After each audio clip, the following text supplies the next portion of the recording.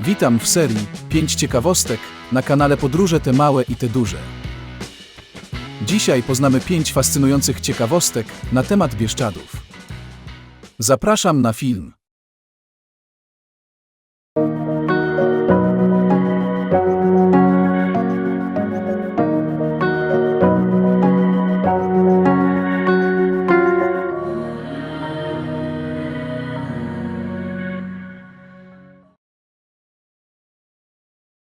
Jeśli chcesz być powiadamiany na bieżąco o nowych filmach na moim kanale, kliknij przycisk subskrybuj pod tym filmem. Zaczynamy. 1. Żubry. To właśnie w Bieszczadach żyje drugie co do wielkości stado żubrów na świecie. Jest ich tu ponad 700. Co ciekawe, największe na świecie stado żubrów żyje również w Polsce, mianowicie w Puszczy Białowieskiej. Wracając do bieszczadzkich żubrów, to sprowadzono je tutaj w roku 1963 i dowożono w kolejnych latach. Jest wielce prawdopodobne, że przed tym jak przywieziono z hodowli żubry na tereny Bieszczad, w ogóle one tutaj nie występowały. Czyli nie wzbogacono gatunku żubrów, a na nowo rozpoczęto ich hodowlę. Bieszczady ze względu na swoje walory przyrodnicze zostały wybrane jako jeden z kilku terenów naturalnie sprzyjających planom ratowania gatunku. Tym bardziej, iż przyroda jest tutaj bardzo zróżnicowana i bogata. Można spotkać tutaj kilkadziesiąt gatunków ssaków, ptaków, gadów i ryb. Żubry natomiast można oglądać w zagrodzie pokazowej w Mucznem. 2. Drapieżniki. Poruszając nadal tematykę zwierząt, wiedzieć należy, że to właśnie w Bieszczadach żyją obok siebie 3 największe drapieżniki Europy, mianowicie niedźwiedź, wilk i ryś. Zresztą to właśnie ryś jest symbolem Bieszczadzkiego Parku Narodowego. Jeśli chodzi o niedźwiedzia, to występuje na tym terenie niedźwiedź brunatny, którego masa może sięgać ponad 700 kg. W pozycji wyprostowanej może mieć wysokość nawet 3 metrów. Zatem nie ma żartów przy spotkaniu z takim osobnikiem. Natomiast wbrew pozorom, pomimo licznych znaków ostrzegawczych o występowaniu na tym terenie rysiów, wilków czy niedźwiedzi, wcale nie jest łatwo te drapieżniki spotkać. Zwierzyna ta, co do zasady unika spotkania z człowiekiem, niemniej jednak będąc w Bieszczadach należy mieć się na baczności. Dodatkowo, co ciekawe, to właśnie na terenie Bieszczad występuje największy w Europie i oczywiście w Polsce wąż. Jest to wąż eskulapa, którego długość przekracza 2 metry. Wąż eskulapa nie jest jadowity, żywi się myszami, pisklętami, małymi ptakami i jaszczurkami. Łapie je paszczą, owija własnym ciałem, dusi i połyka w całości. 3. Cmentarz wojny.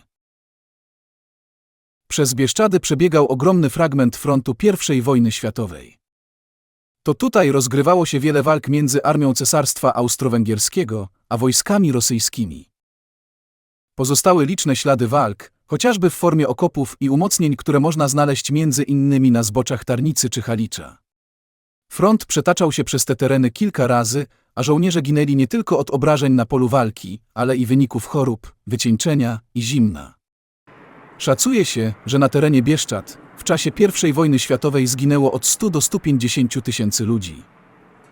Na ich mogiły można natknąć się przy zapomnianych zarośniętych lasem cmentarzach, które znajdowały się przy wysiedlonych i zniszczonych w latach 40. wioskach. Dlatego Bieszczady to również miejsce pamięci tysięcy istnień ludzkich, które zginęły podczas wojny. 4. Zatopione wioski. Solińska zapora to betonowa konstrukcja o wysokości 82 metrów. Jest najwyższą zaporą wodną w Polsce. Prace nad zaporą zakończyły się w roku 1968, to wówczas Bieszczady wzbogaciły się o ogromny sztuczny zbiornik wodny, czyli Jezioro Solińskie. Nie każdy jednak wie, ale powstanie samego jeziora okupione było nie tylko ogromnym nakładem pracy, pieniędzy, ale i poświęceniem wielu budynków i domów mieszkalnych. Tworzenie jeziora odbywało się stopniowo, spiętrzając wody Sanu i Solinki.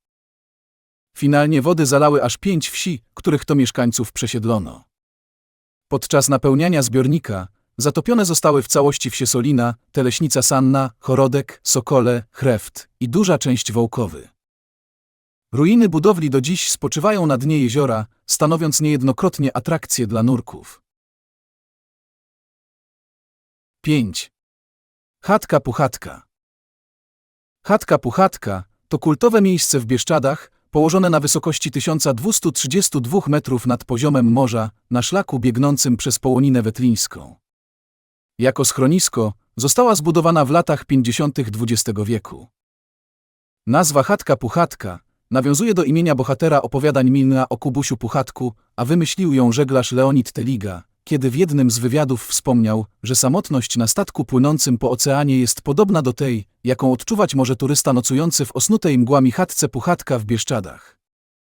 Wspomniana Chatka Puchatka jest ważnym punktem, gdzie łączą się jedne z najczęściej uczęszczanych przez turystów szlaków.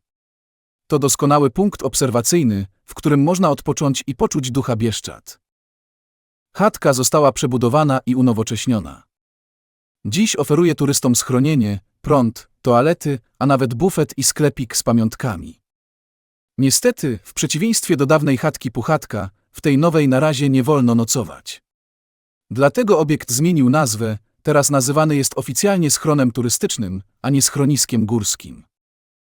Co ciekawe, gruntowna modernizacja Chatki Puchatka była częścią większego projektu, w ramach którego uporządkowano także ścieżki turystyczne.